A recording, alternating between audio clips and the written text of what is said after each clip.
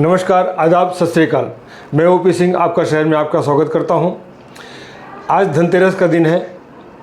नरेंद्र मेहता खेमा में उत्साह का भी दिन है। उत्साह का दिन इसलिए कि 145 मीरा भाईंदर से भाजपा ने उनको अपना अधिकृत प्रत्याशी घोषित कर दिया है। सुबह से उनके ऑफिस में जलसा नज़र आ रहा है। उन्होंने इस खुशी को मनाने के लिए, पत्रकारों को एक शेयर करने के लिए एक पत्रकार परिषद बुलाई है। हम उनके पत्रकार परिषद में जा रहे हैं।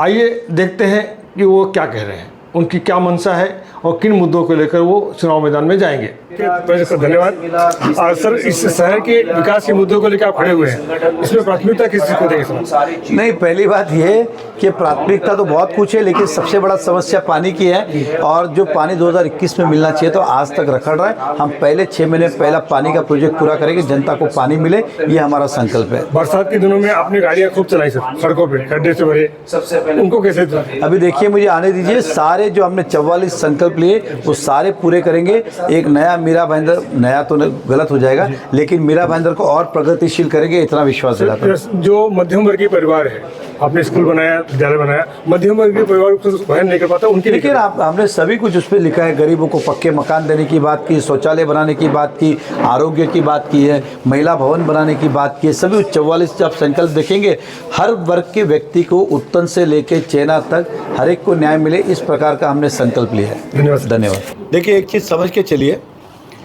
मजबूरी कोई मुझे नहीं पता उनको क्या कहा और क्या नहीं कहा। हमारा आत्मविश्वास क्या था, हम चुनाव हारे दूसरे दिन से हम काम कर रहे थे। संगठन का काम कौन कर रहा था मीरा भाईंदर में? क्या वो कर रहे थे क्या?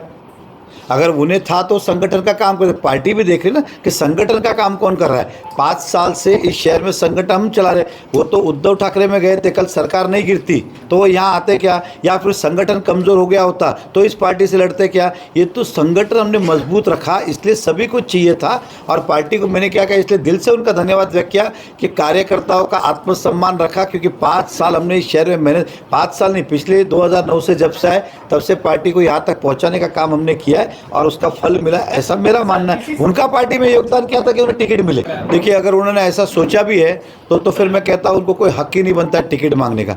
भारतीय जनता पार्टी वो पार्टी है, यहाँ पैसे का तो विषय दूर दूर तक लेना देना नहीं आता, आप इतना समझ सकते हो। और अगर है तो उन्हीं को पूछ लीजिए आप, क्या आप मेयर बने थे तो आपको टिकट का पैसा देना पड़ा था क्या? उन्हीं को पूछ लीजिएगा। भारतीय जनता पार्टी में पैसा ये विषय कभी नहीं आया। मैंने 4 चुनाव लड़े, किसी को चाय तक नहीं पिलाना पड़ा।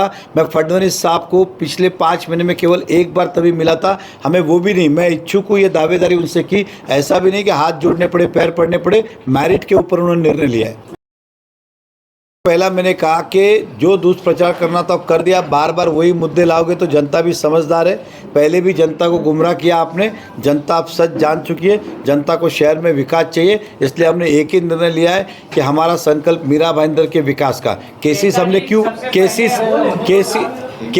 क्यों पढ़ के बताया? मुझे पता था वापस इसका ये करेंगे, उदाहरण दे रहा हूँ। इसलिए मैंने ही आपके सामने खुली किताब रख दी कि ये केसेस के अंदर दिखने को 22 है, उसमें एक एनसी है, 10-12 तो पुलिस ने बंद कर दी जिसमें हमारा लेना देना नहीं है। और 8-10 केसेस मैंने बोला शुरू नहीं हुआ, जो एसीबी के 2 बताए वो बाय मिस्टेक, बाय डिफ़ॉल्ट चालू है। तो मुश्किल से गिन चुन के आप बोलेंगे 2-3 केसेस हम पे ऐसा बोल सकते हैं। और आप देखिए, उनको लग रहा होगा, देखिए मैंने कहा हमने भाजपा में काम किया, झंडा उठाया, उन्होंने उठाया नहीं, इसलिए उनको सब चीज़ पैसे से लगता है। यहाँ पैसे से कुछ नहीं होता है। भारतीय जनता पार्टी में नरेंद्र मोदी जी की पार्टी है, देवेंद्र फडणवीस साहब की पार्टी है, उस विचारों पे चलती है। यहाँ पैसे का दूर दूर तक लेना देना नहीं है। अब मैंने पूछा, उसका प्रमाण पत्र वही दे सकते। क्या उन्हें जब टिकट मिला था पिछली बार कॉर्पोरेशन तो पैसा दिया था क्या? मेयर का टिकट मिला तब पैसा दिया था क्या?